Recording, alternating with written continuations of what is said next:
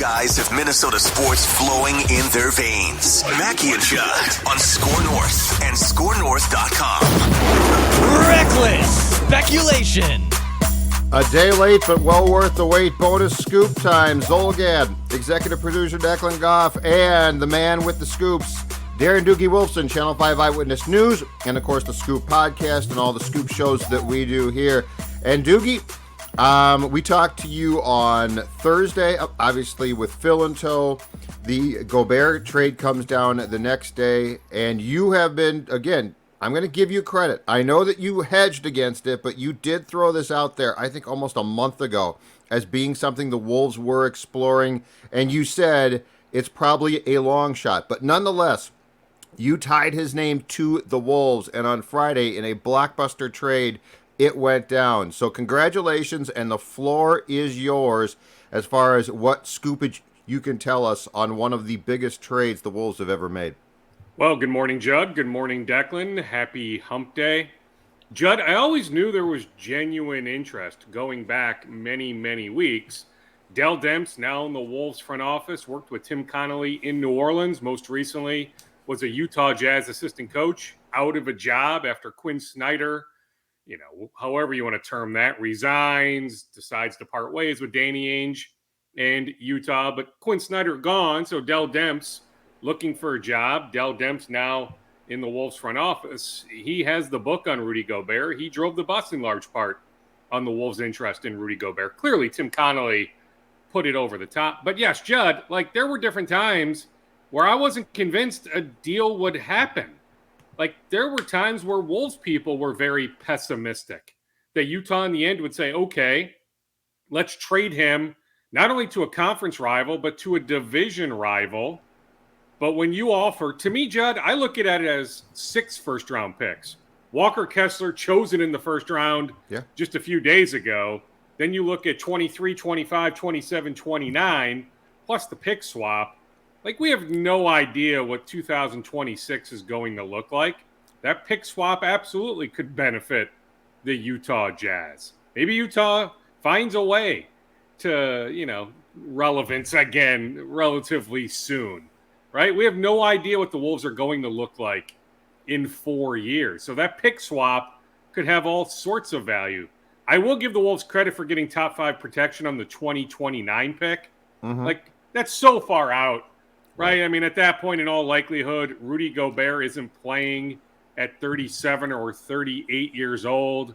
We don't know if Karl Anthony Towns will be here in 2029. Heck, we don't know if Anthony Edwards will be here in 7 years. Right, so to get top 5 protection in the event that is a rock bottom year, I guess it's a little bit of a win. For the Wolves to hold on to Jaden McDaniels is a big win. Utah undoubtedly asked for Jaden McDaniels. The Wolves, I was told all along, would only part, with Jaden if they were getting a legit all-star in return. Well, they got a legit all-star in return and found a way to keep him. Right, so that's a bit of a win. I get it from Utah's standpoint, Judd, taking the temperature of some NBA folks that I'm friendly with. Everybody said, Utah had hit its peak with Gobert. They weren't going any further with Gobert. Yep. So it was a very easy yes with all those first-round picks. Then you look at, maybe somebody like Bolmaro has a chance. Jared Vanderbilt is only 22 years old. He can certainly be a rotation guy, maybe not a starter, but a rotation guy on a really good team. Heck, he was a starter on a really good team last year, a 46-win team. But over the next handful of years, maybe he's more like a 7th or 8th man. But that's an asset if you are Utah.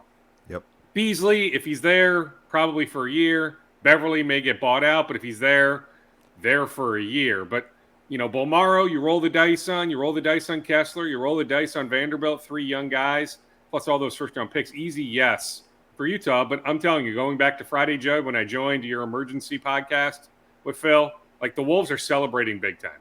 They really are. I don't know if I would have had the onions to execute this trade, but the Wolves, Mark Lowry, Alex Rodriguez, Tim Connolly, I'm telling you, there was a lot of celebrating going on Friday night into Saturday. So you're a definite hoops junkie, Duke. So tell me this. How much better do you think the Wolves are right now? Because of this trade? Like, what does this do? Because in my mind, it benefits a lot of players. It benefits Cat for sure. It's going to help guys, D'Lo for sure. So take us in depth on the thought process that you and perhaps some folks that you know around the league that you already talked to about this. How much better does this make the Minnesota Timberwolves today than they were on Thursday? Even Ant, like think about the playoff game, John Morant, Ant gambles for the steal, John Morant gets the ball, layup at the buzzer. Like Ant will feel more entitled, more empowered to take some gambles, right? When you have the rim protector Gobert behind you. So a lot of players are going to benefit. Judd, they're a lot better. Like you think about last year's roster, the smallest roster in the league. Now you think about the front court of Jaden McDaniels, Karl Anthony Towns, Rudy Gobert. There will not be a larger front court. And we've seen teams have success playing two big men. Cleveland, my guy JB Bickerstaff with the Cavs last year, with Evan Mobley, with Jared Allen, had success playing the two bigs. Chris Finch was in New Orleans when they had Anthony Davis and DeMarcus Cousins. If you look at the champion of 2 seasons ago, Milwaukee, they played Giannis and Brook Lopez a lot together. Now, Brook Lopez has turned into an unreal shooter. Gobert doesn't have that sort of outside shot. Then you look at Boston, right, competing for a championship this past season. There were large stretches during the season, maybe not as much in the postseason, but during the season where they played a pretty big lineup, right? So with Horford and Williams, then they bring in Daniel Tice. Like they went big at times. So we have seen teams play multiple bigs having large levels of success. But like 25th in rebounding, defensive rebounding last year. They were actually a good offensive rebounding team last year, but defensive rebounding, 25th last year, Judd. Right. They will now become that much better when it comes to defensive rebounding. I do think they're going to miss the dog in Patrick Beverley, the dog in Jared Vanderbilt, but I do think Gobert's got some dog to him, has some toughness to him, but they are going to miss those two guys in particular. But when it comes to defensive rebounding, rim protection, shot blocking, shot altering, like you don't need to block a shot. If you alter a shot, that's a win. They are going to be so much better. And I don't think they're getting any worse offensively. Like there's just a lot of evidence to suggest guys entering year 3, Anthony Edwards, Jaden McDaniels, take a pretty large leap. There's enough of a sample size to suggest those two guys in particular should take pretty large leaps coming up here in year 3. So I don't think they are going to get worse offensively. And when it comes to the postseason, like a lot of people will fixate on whether it was the Clippers series of a couple years ago when LA just made three-pointer after three-pointer, or Dallas this past season. Some of Gobert's teammates deserve blame. I'm not saying he's blameless, but like with this personnel now around him compared to that Utah personnel, maybe some of his deficiencies won't necessarily show up as much come April and May. Interesting. So I feel like the national perspective from a media standpoint has been the Jazz kicked the Wolves' ass in this trade. It's an A for the Jazz. It's a D or F for the Wolves. I'm curious on this one because you do talk to a bunch of people around the league who you can't name but are in the league itself. What's their perspective here? Because to me, it feels like, Dukes, that in part this trade is being hammered nationally just because of the sheer magnitude of the numbers, and it's only one guy coming back here. But how do people who actually work in the league feel about this trade? Well, I mean, a lot of people love Rudy Gobert.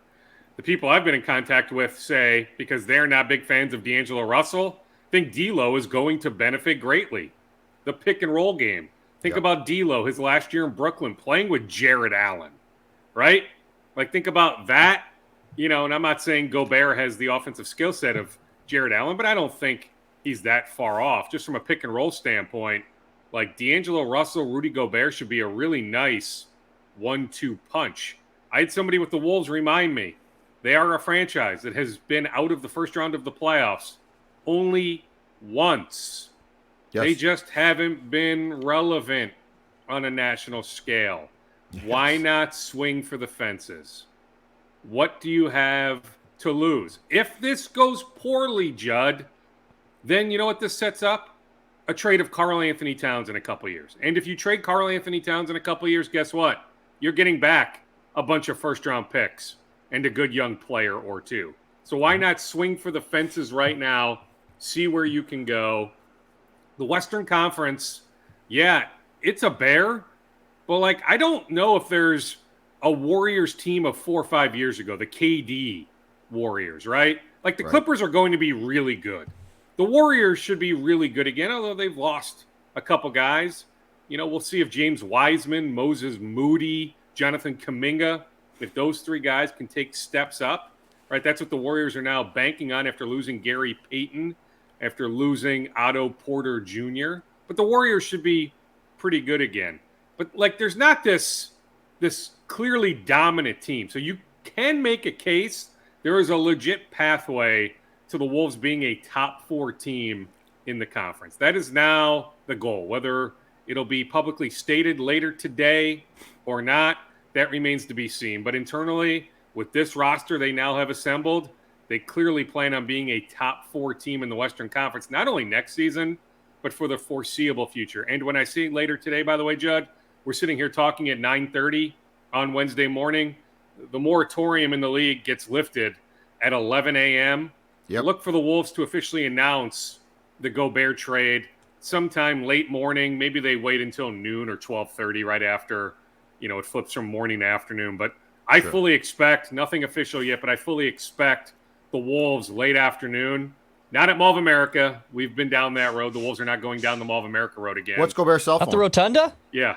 We'll have to find out if Rudy Gobert gives out a cell phone. But I fully expect us 217. to get some FaceTime with Rudy Gobert before the day is over. My understanding is he flew into town last night. All right.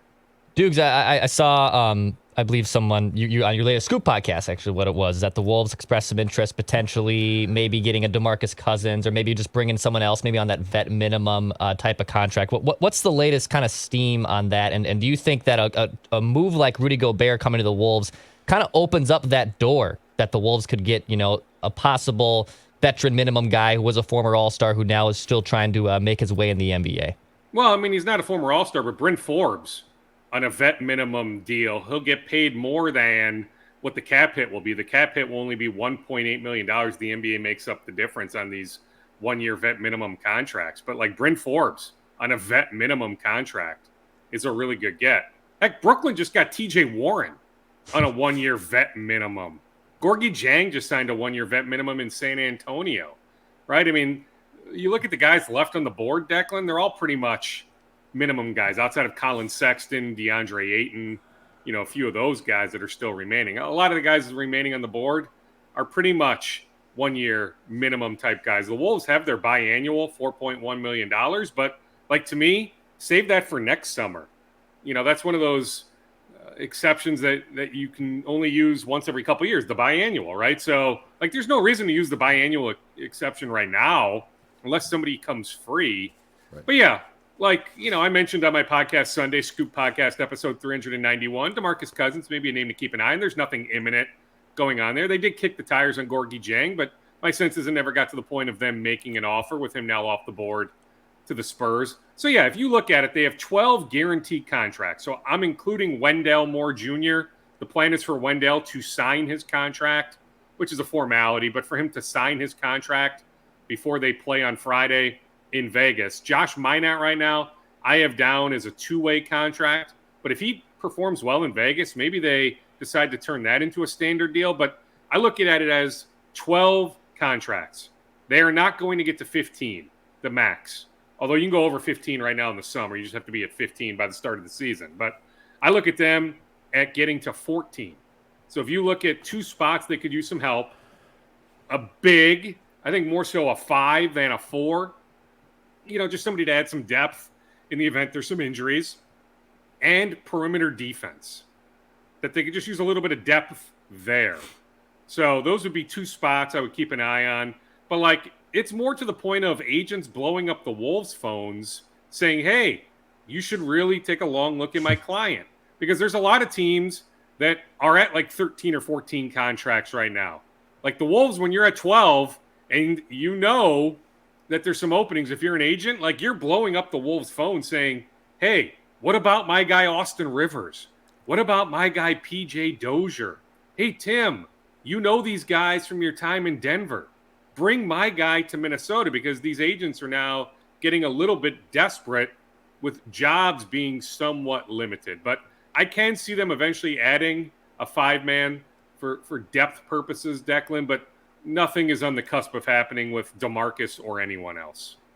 And Dukes, this now to me screams one thing clearly, and it started before this trade, but this trade I think highlights this, and it is these are the new Wolves. Like Glenn still owns this team, and Glenn still has to sign off on moves, but they clearly are making very aggressive moves in a lot of different ways that this team did not make for a long time, both on and off the court. So that being said, it appears that the reality is, in a couple of years, this team is prepared to blow past the luxury tax and pay the penalty, which to me, when you're talking about this franchise, and I think Glenn has done this once or twice, but the point is, it didn't become an occurrence that happened all the time. How much different do you think this entire thing feels now, though? Because when you were prepared to really take on going past that tax, that screams that you're going into an echelon of teams that you previously didn't want to be with, but now are going to be with, and you're doing it on purpose, too. This is no mistake. This is no, oh my God, we accidentally went past it. This will be very, very much a planned thing, and I think if you're a fan, you got to love that. Yes, I mean, the cap keeps going up, but if you look at the salaries they're committed to, this is assuming... You can assume this. Anthony Edwards will sign a max contract extension. Like, you don't turn down max money coming off a rookie deal, right? Then we wonder about a Jaden McDaniels extension. But certainly Anthony Edwards, max money, the Rudy Gobert money, the Karl Anthony Towns extension that will kick in 2 seasons. If you look 3 seasons out, 4 seasons out, 5 seasons out, yes, they are looking at being in the luxury tax. So Mark Lowry, Alex Rodriguez deserve kudos for that. That's not an easy thing to do. A lot of owners run their teams like it's a business, right? And there's a bottom line. Maybe you go into the luxury tax when you're a Final Four team, you make the conference finals, you make the finals, but otherwise, you don't dip into the luxury tax. Now, Glenn Taylor, reluctantly, but Glenn Taylor approved going into the luxury tax with the Andrew Wiggins, D'Angelo Russell trade, right? So, they went over. They were under. Then when they made that trade that February, they were actually over, couldn't get under by the deadline. So, like, Glenn didn't get the luxury tax pie money, right? If you're under the tax, you get millions of dollars from this pool of money. Glenn didn't get that. So Glenn deserves credit for approving that trade. But, yeah, Mark and Alex are willing to spend an ungodly amount of money. Trust me, Mark and Alex were very much in favor of this Rudy Gobert trade. They are thrilled.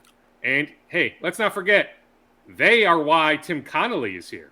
Like, if the Wolves had just elevated Sachin Gupta, which I was not opposed to, right? But if the Wolves had simply just elevated Sachin Gupta, do I think Rudy Gobert is being introduced as the new Wolves star later this afternoon? Heck no. I do not. I really don't. Right? So, this is Tim. This is Mark. This is Alex. So, yeah, it's a completely new Wolves era. 3 words, gentlemen. Shiny new building. Shiny new building. Where the Timberwolves can... And you know what? When you look at the Milwaukee Bucks, NBA champions a couple years ago, new building in the Bradley Center that was built at the same time, I think opened a year before Target did. It all makes perfect sense to say, if they can do it, so can we. And I don't think they're wrong. I don't think they're wrong. But I really do think that the aggressiveness of this, the payoff, the price is this one. They're going to give you a competitive, fun team that's going to be good, I think. And it's certainly going to make some big-time moves. But the trade-off of that, and again, it's a business. In that sense, it is, right, Dukes? The trade-off of that is what? Somewhere... hopefully downtown, you will have, within the next, 5-6 years, a new facility. I think that's the most important thing probably to them. Oh, God, yeah. I mean, But I mean, behind that's the the scenes, trade-off. there's been scuttlebutt about that. It will become way more public soon enough. Yes. Alex Rodriguez, Mark Lowry want a new arena, not another Target should. Center renovation. A new arena. And you're right. I think it'll be somewhere in the vicinity of actually where Target Center currently is. We're not talking putting an arena in Woodbury or Plymouth or anything like that, or even St. Paul. I hope so. Look for it to be in the vicinity of where Target Center currently is. But yes, that's coming. I also thought about Tim Connolly's equity stake, which we still don't have full detail on. Right. But it's tied to the success of the Wolves. Right.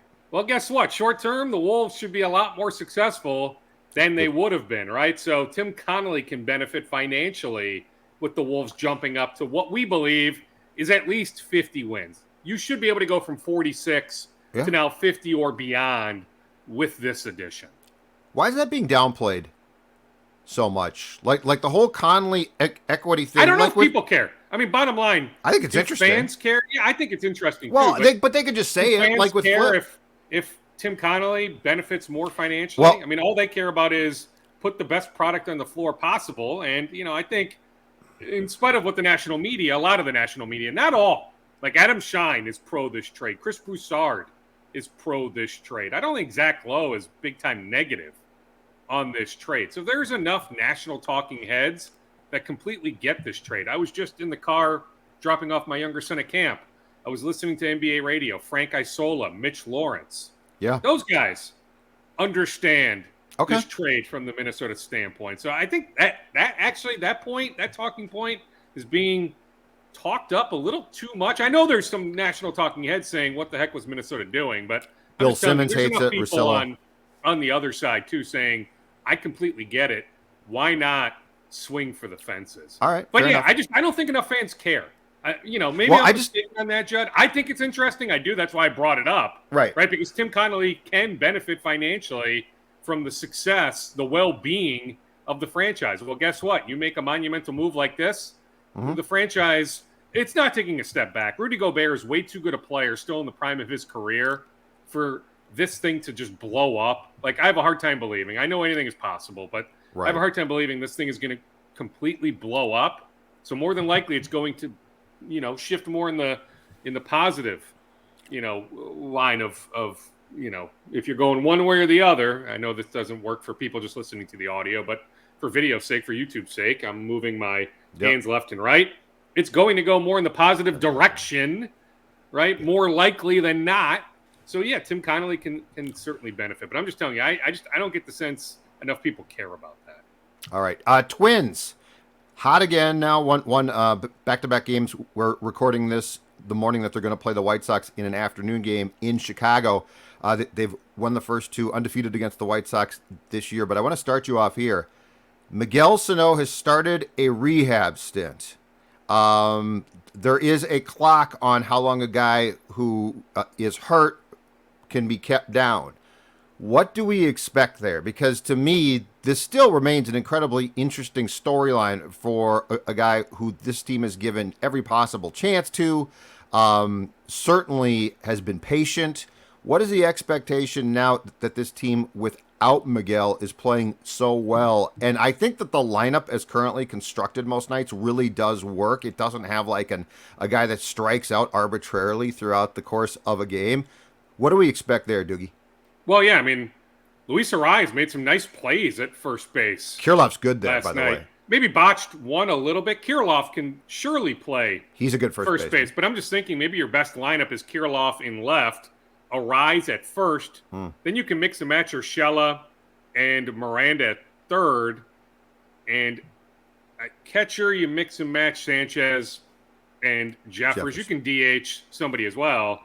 Hey, maybe that's Larnach when he's back in about 4 to 5 weeks. Clearly, you're taking a negative with Miranda defensively at third base, but I think you prefer Miranda's bat right now to Urshela. So they can play matchups in that regard. But on Sano, the maximum is 20 days. Look for him to be on a rehab assignment for 20 days. Like, they're not bringing him up anytime soon. They're just not. And their justification will be he did not see live pitching for 6-ish weeks. He needs all the the reps that he can get. We don't need to rush him back.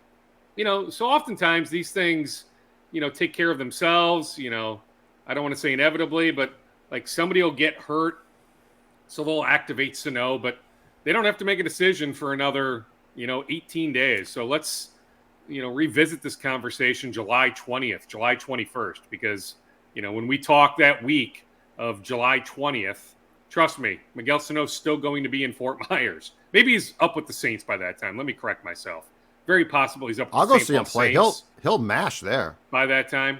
Yeah, he should. AAA, right? He could be great fun to watch. Yeah, but they're not rushing him back. That I can tell you. I mean, that's the bottom line. I don't know if they know, Judd, so I don't know if they don't know how this thing exactly will play itself out. But one thing is pretty clear. They're going to maximize his rehab stint. All right. Pitching help. Falvey, in the press conference that they did on Friday that I think you attended, talked about the fact that bullpen help is not, simple to go find this time of year. I think he sort of misunderstood because, like, some of the reconstruction of the bullpen does not need to be big trades. It just needs to be some simple switches of guys. But what did you take away from that, and what have you heard behind the scenes about the pursuit of pitching help before the August 3rd trade deadline? Yeah, well, on the latter, I can tell you, they have not had their trade scouts reposition their assignments. Like, there's some natural assignments where, they're watching the Reds or the A's or, obvious sellers. But I can just tell you, my sense is the scouts that normally would do pre-trade deadline scouting, specific scouting, have not been reassigned quite yet. I think that'll happen here in the next week or two, but it has not happened quite yet. So that tells me nothing is quite imminent, that, more often than not, action takes place closer to the deadline. This year it happens to be, whatever you said, August 2nd, August 3rd. It's not July 31st anymore. It's a couple days later. I think it's August 2nd. So in all likelihood, things will ramp up July 29th, July 30th, July 31st, August 1st. I fully expect the Twins to do something. Like, they're not idiots, Judd, right? And I get it. A lot of talk oftentimes doesn't result in action. Most trades talked about in all sports never happen. But I will be shocked, Judd, if we have a conversation on the afternoon of August 3rd or August 2nd, if the Twins haven't done something to help their bullpen. So I fully expect something to happen. They've engaged, I can tell you. They've engaged the Reds. I mentioned a few weeks ago there was nothing going with the Reds, but that's changed. They absolutely have engaged the Reds. The Reds have all sorts of pitching. Luis Castillo, a starter, atop that list. They've engaged the Oakland A's. Heck, going back to March, they've engaged the A's. Now, we await word on Frankie Montas' MRI. So he left his start early on Sunday. We don't know the results of that MRI quite yet. So that could shake up the trade deadline if it's something serious with Montas. Now, Montas is on the record saying he doesn't think it's anything serious, but we don't know. Maybe he knows, but we don't know publicly what the MRI results are. But if he's okay, I fully expect the A's to trade Montas. The Twins engaged the A's going back to March, right after the lockout was lifted. They had interest in Montas. In fact, I was told, Judd, that the A's value Twins prospect Spencer Steer. Can play second base, third base, even a little shortstop. He's been mashing for the St. Paul Saints. Now, the A's are not trading you Montas straight up for Steer. It would take Steer plus more. The word is the A's are looking for multiple pitching prospects. So it would be Steer plus at least 2 arms. But maybe you could also get a good reliever back from Oakland, right? So that would be something to keep an eye on. But there's many teams in the mix on Frankie Montas. The other thing I heard was the Oakland A's are not necessarily the easiest front office to deal with. But I'm telling you, the Twins have surely engaged those 2 teams, likely more. I'm sure the Cubs, some other logical sellers, maybe even teams in the division, the Tigers, have a couple relievers that could help the Twins. So, I mean, you're going to reach out to all these teams. But certainly I can tell you the A's and the Reds, there's been legit dialogue, but just nothing that's close to happening. Duke's a little mini scoop for you. I was texting with someone in the Twins minor league system. I'll say that. And I was asking because it's kind of difficult because even though the Twins could be buyers deadline, who could they have to give up on? Like, could the A's call on Kirilov doesn't look like the Twins are going to be moving off Kirilov anytime soon. Larnach's obviously injured. So what do their prospect pools look like with Royce Lewis also on the injured list? Who could they move? And someone he banded about, who actually I feel like we aren't really talking about, and I think you know him pretty well from Forest Lake, Matt Wallner, the 39th pick in the draft in 2019, who was absolutely crushing baseballs in Double-A. I would imagine when they do the midseason prospect rankings, he probably rises up from the organizational spot at number 9. But I wouldn't be surprised if, I don't know if he's the centerpiece to get someone like Montas, just because he's still pretty young and whatnot. But Matt Wallner's name was someone who I met, who was told to me that keep an eye out on him as someone who could be used in a potential trade if the Twins were to obtain some pitching help by the deadline. He is wasting his time at Double-A Wichita, Declan. His numbers are through the roof. Now, he's striking out a bit too much, but that's what happens when you're a power hitter. He's got 20 home runs already for Double-A. He's 24 years old. Get him up to St. Paul. He is wasting his time at Double-A. He needs to be in Triple-A. I expect that to happen in the not-too-distant future.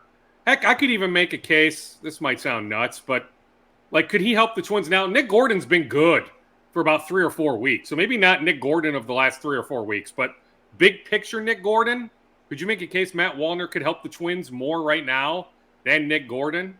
I'm just saying, I'm just throwing it out there as a talker. Nick Gordon has been pretty darn good the last 3 to 4 weeks. So this version of Nick Gordon, the answer is you'd rather have Nick Gordon, right? Because he can run too, and you trust him more in the field.